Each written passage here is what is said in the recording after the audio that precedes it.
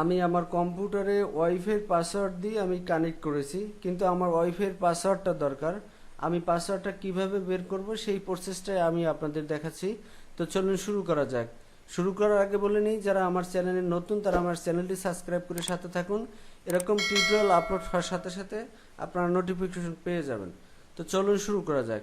তো আমরা প্রথমে যাব আমাদের কম্পিউটারের যে কন্ট্রোল প্ল্যান, এই কন্ট্রোল প্ল্যানে আমরা যাব। আমি এখানে কন্ট্রোল প্ল্যানে ক্লিক করলাম। ক্লিক করার পরে আপনারা যাবেন এখানে যে নেটওয়ার্ক অ্যান্ড শেয়ারিং, এই নেটওয়ার্ক অ্যান্ড শেয়ারিংয়ে আমরা ক্লিক করব। আমি ক্লিক করলাম। ক্লিক করার পরে আমার এখানে দেখতে পাচ্ছেন আপনাদের যে রাউটারের নাম, সেই রাউটারের নামটা শো করবে। এখানে দেখাচ্ছে কানেকশন আর ওয়াইফাইয়ের নাম দেওয়া আছে। আমি এইখানে এইটার উপরে ক্লিক করব, রাউটারের উপরে আমরা ক্লিক করব। ক্লিক করলাম। ক্লিক করার পরে এই জেনারেল অপশনে আমরা এখানে দেখতে পারবো ডিটেলস, এবং এখানে দেখতে পারবো ওয়্যারলেস প্রপার্টিস। আমি এখানে এই ওয়্যারলেস প্রপার্টিসে ক্লিক করলাম। ক্লিক করার পরে এখানে দেখবেন আপনার নেম এবং এসএসআইডি, নেটওয়ার্ক টাইপ সবগুলো এখানে দেখবেন।